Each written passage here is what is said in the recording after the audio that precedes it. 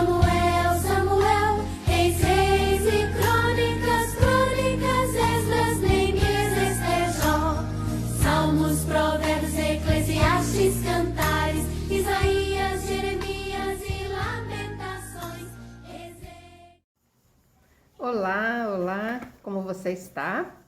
Estamos aqui para mais uma aula da EBD. Essa é a EBD da Igreja Batista das Alterosas. Nós estamos aqui no bairro Padre Eustáquio, na Rua Itororó, 429. Né? Se possível, fale dessa igreja para os seus amigos. Então vamos lá. A nossa aula de hoje é sobre o livro de Reis, né? Aliás, foram vários reis com histórias bem interessantes mesmo. Então, nesse momento, vamos ver um resumo do livro de 1º Reis? Vamos lá?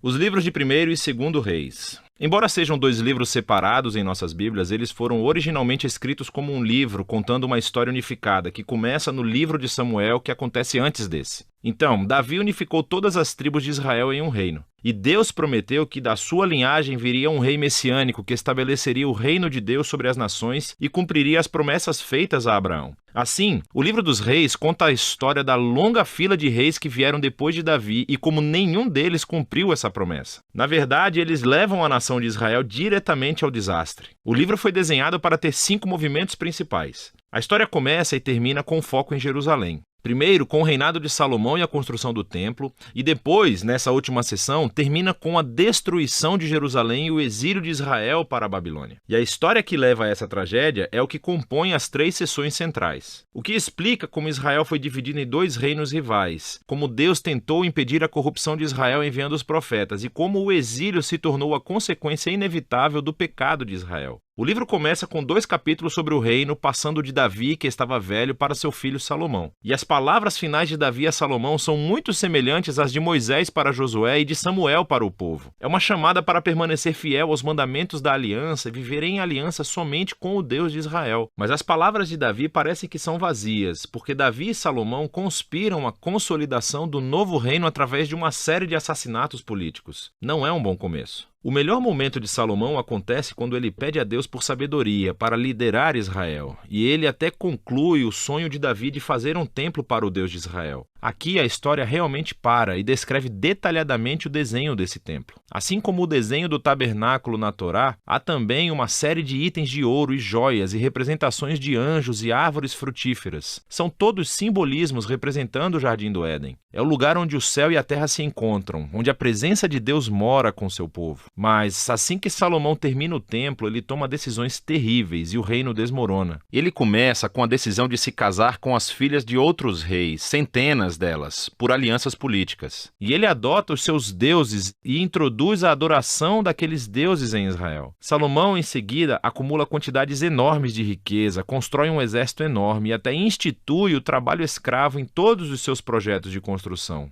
Agora, se você voltar para a Torá e olhar as diretrizes de Deus para os reis de Israel em Deuteronômio 17, Salomão está quebrando todas elas. No momento em que ele morre, Salomão se parece mais com Faraó, o rei do Egito, do que com seu pai Davi. A próxima seção do livro começa com o filho de Salomão, Roboão, agindo exatamente como seu pai. E é uma história muito triste de ganância e desejo de poder. Ele tenta aumentar os impostos para o trabalho escravo. E sob a liderança de Jeroboão, as tribos do norte rejeitam essa ideia, rebelam-se e se separam e formam seu próprio reino rival. Agora, na história, você tem o reino do sul, Judá, centrado em Jerusalém, com os reis da linhagem de Davi. E esse novo reino do norte, chamado Israel, cuja capital, eventualmente, será Samaria. Jeroboão também constrói 2 novos templos para competir com o templo de Salomão no sul. Ele coloca um bezerro de ouro em cada um para representar o Deus de Israel. A conexão com o Êxodo 32 e o bezerro de ouro é bastante explícita. A partir desse ponto, a história vai e volta de norte a sul, traçando o destino de ambos os reinos. Cada um teve cerca de 20 reis sucessivos, e à medida que o autor apresenta cada rei, ele avalia o seu reinado através de alguns critérios. Eles adoravam somente o Deus de Israel ou instituíam adoração a outros deuses? Eles confrontaram a idolatria que existia entre o povo, e eles permaneceram fiéis à aliança que fizeram com Davi ou se tornaram corruptos e injustos. E de acordo com esses critérios, o autor não encontra bons reis no norte de Israel, 0 de 20. E então, no sul de Judá, apenas 8 dos 20 recebem uma classificação positiva, o que conecta ao outro grande propósito deste livro. E esse é o de introduzir a função dos profetas, figuras-chave na história de Israel. Assim, na Bíblia, os profetas não eram cartomantes, pelo contrário, falavam em nome do Deus de Israel e exerciam a função de vigilantes da aliança, o que significa que eles clamavam por idolatria e injustiça entre os reis e o povo. Eles estavam constantemente lembrando a Israel do seu chamado para serem uma luz entre as nações, para que obedecessem aos mandamentos da Torá. E assim, os profetas desafiaram Israel a se arrepender e a seguir o seu Deus. Nessas sessões centrais de cada rei, Deus então levanta os profetas para responsabilizá-los. Os profetas mais proeminentes são os do norte, Elias e o seu discípulo Eliseu, bem aqui no meio do livro. Elias era um homem selvagem, vivendo no deserto, e seu arqui-inimigo era o rei do norte, Acabe, e a sua esposa cananeia, Jezabel. Juntos, esses dois instituíram sobre Israel a adoração ao deus cananeu Baal. E assim, em uma história famosa, Elias desafiou 450 profetas de Baal para uma competição, para ver qual deus era real. Ambos construíram altares e oraram aos seus deuses, mas somente o Deus de Israel respondeu com fogo. Depois disso, Acabe usa o seu poder real para matar um agricultor israelita e roubar o vinhedo de sua família. E Elias novamente confronta a injustiça de Acabe e anuncia a queda do seu reino. Elias finalmente passa o manto da sua liderança profética para um jovem discípulo chamado Eliseu, que pede por 2 vezes a autoridade de Elias. O que é fascinante aqui é como o autor contou 7 feitos miraculosos de Elias, e então ele apresenta histórias de 14 atos de poder de Eliseu. Ambos os profetas eram claramente homens notáveis e desempenharam o mesmo papel, confrontando os reis de Israel por idolatria e injustiça. E, infelizmente, eles não conseguiram afastar Israel da apostasia. Na próxima sessão, o reino do norte é abalado por uma revolução sangrenta iniciada por um rei chamado Jeú, que destrói a família de Acabe. E embora Jeú tenha sido inicialmente enviado por Deus, sua violência simplesmente ficou fora de controle. E cria esse ciclo de assassinatos políticos e rebeliões das quais Israel nunca se recuperou. Depois de Jeú, acontece uma série de golpes de Estado. E cada rei segue outros deuses e permite injustiças horríveis. Tudo isso leva ao capítulo 17 de 2 Reis. O grande império mau da Assíria desce e acaba completamente com o reino do norte. E a cidade capital de Samaria é conquistada. Os israelitas são exilados e espalhados pelo mundo antigo. Agora, o capítulo 17 é fundamental. O autor interrompe a história e oferece essa reflexão profética sobre o que acabou de acontecer. Ele culpa a queda do reino do norte pela idolatria e infidelidade da aliança de Israel e seus reis. E assim Deus permitiu que eles enfrentassem as consequências das suas decisões. O movimento final do livro conta a história do solitário reino do sul. E aqui encontramos alguns reis muito heróicos, como Ezequias, que confia em Deus quando os exércitos da Assíria batem a porta de Jerusalém. Ou Josias, que descobre esse pergaminho perdido da Torá no templo. Ele começa a ler, sente-se convicto e institui reformas religiosas para remover a idolatria e as influências cananeias na região. Mas Judá está longe demais. O rei bem no meio desses dois, Manassés, é o pior de todos. Ele não só introduz a adoração a estátuas no templo de Jerusalém, como também institui o sacrifício de crianças. E assim Deus envia profetas para dizer que o tempo acabou. Israel atingiu seu ponto sem retorno. Os capítulos finais contam a história do Império Babilônico invadindo Jerusalém, destruindo o templo e levando o povo e a linhagem real de Davi para o exílio. Assim, a história termina e nos deixa a pensar: será que Deus está cansado de Israel? Será que ele está cansado da linhagem de Davi? Bem, o parágrafo final avança cerca de 40 anos até o exílio e conta uma história muito estranha. É sobre Joaquim, um descendente de Davi, que teria sido rei se retornasse a Jerusalém. O rei da Babilônia o libera da prisão e o convida a comer na mesa real pelo resto de sua vida. E o livro termina. Não nos diz muito, mas é uma história que dá um vislumbre da esperança de que Deus não abandonou a linhagem de Davi. Então a questão agora é: como Deus irá cumprir as suas promessas a Abraão, a Davi? Como ele vai abençoar as nações e trazer o reino messiânico? E para responder a essas perguntas, você precisa ler sobre a sabedoria nos livros proféticos. Mas por enquanto, esse é o livro dos reis. Bem, viu quanta história, né? Vale a pena conferir, vale a pena você ir lá na sua Bíblia e ver esses homens aí, né, que fizeram parte dessa caminhada do povo de Deus. E nesse momento, nós vamos escutar uma música. E essa música, eu vi essa semana e gostei muito, muito, muito. E agora, eu quero compartilhar com você. E essa música é assim: pela manhã te buscarei.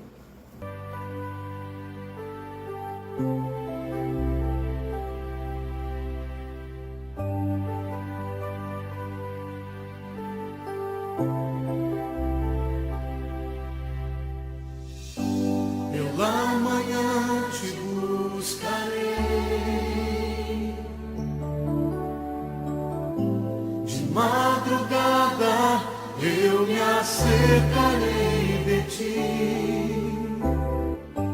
Minha alma te anela e tem sede de ver tua glória e teu poder.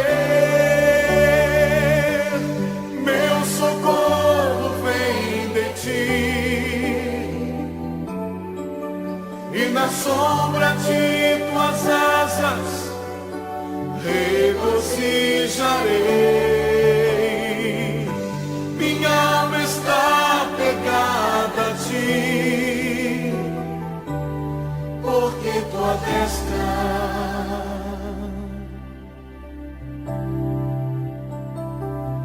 me tem sustentado, pois tua destra me tem sustentado.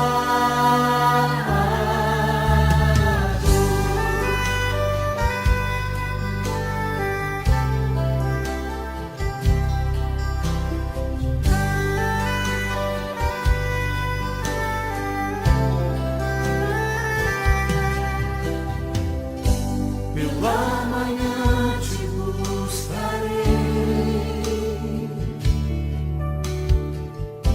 de madrugada eu me acercarei de ti.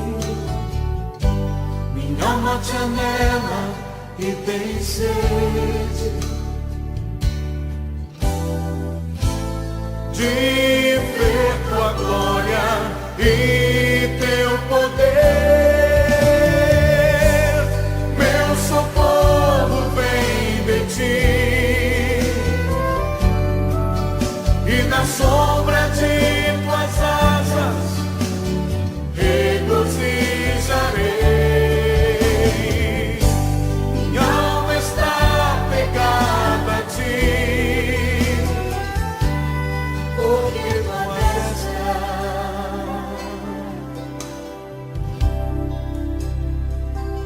me tem sustentado, pois tua destra me tem sustentado.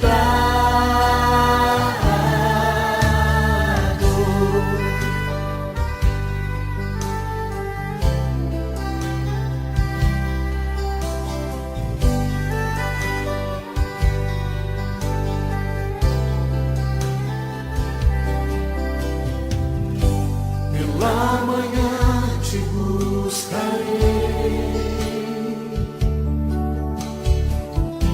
de madrugada eu me acercarei de ti. Minha alma te anela e tem sede de ver tua glória e teu poder. Meu socorro vem de ti, e na sombra de tuas asas regozijarei. Minha alma está pegada a ti, porque tua destra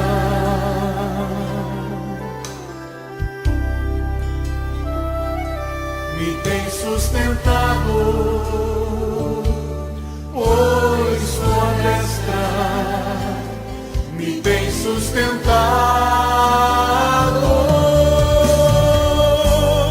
Meu socorro vem de ti, e na sombra de tuas asas regozijarei.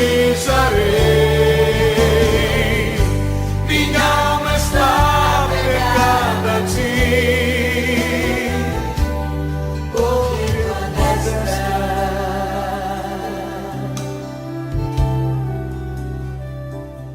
me tem sustentado.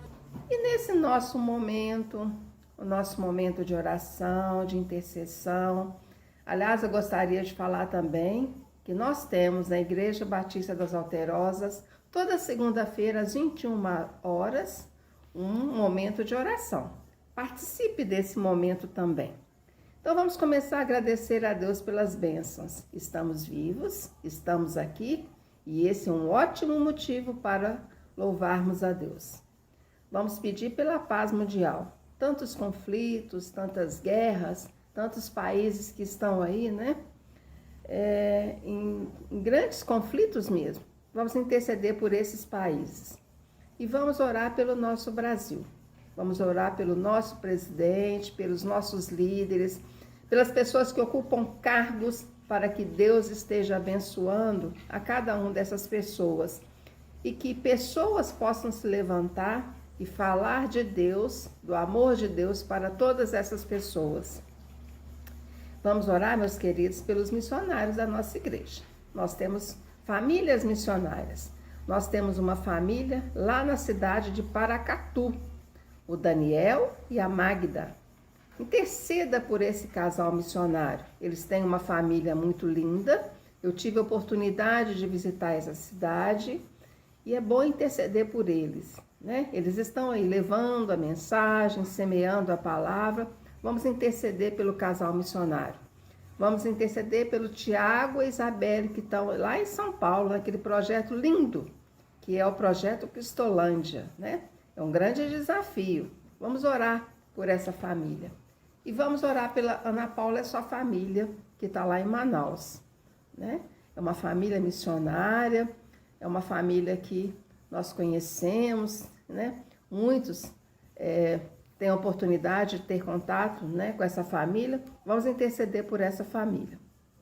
E vamos orar pelas nossas famílias. As nossas famílias que passam aí por dificuldades, por conflitos. Alguns estão aí longe, distante da palavra, para que eles tenham a oportunidade de voltar, de reconciliar, de fazer parte de uma igreja, de fazer parte do nosso convívio. E vamos orar por esse departamento lindo, departamento infantil. As nossas crianças, vamos orar pelas nossas crianças, para que Deus possa estar abençoando a cada uma dessas nossas crianças, seus familiares, para que os seus pais tenham sabedoria para cuidar, ensinar e mostrar o caminho para os seus filhos. Vamos orar pelo pastor Valquimar, esse homem de Deus. Vamos orar pela Lídia, né? Pela família da Lídia, para que Deus esteja abençoando, pela Laís e pelo Saulo, para que Deus possa cuidar dessa família tão querida por nós. Vamos orar pelos nossos dízimos e ofertas, pelas pessoas que estão dizimando, pelas pessoas que estão ofertando e por aquelas pessoas que por algum motivo não estão fazendo. E vamos orar pela nossa liderança, a liderança da Igreja Batista das Alterosas, para que Deus possa estar dando sabedoria a cada pessoa que recebeu um cargo e que possamos fazer da melhor forma possível. E vamos orar por esse grupo lindo da nossa igreja, os nossos idosos e nossos enfermos, para que eles sejam bem cuidados, bem tratados, respeitados, cuidados com carinho, e pelas pessoas que também cuidam dos nossos idosos, nossos enfermos. Tenha você uma boa semana. Vamos continuar aí no estudo de Reis, né? E até breve. Se possível, venha fazer parte da nossa aula presencial. Tchau. Gênesis, Êxodo, Levítico, Números,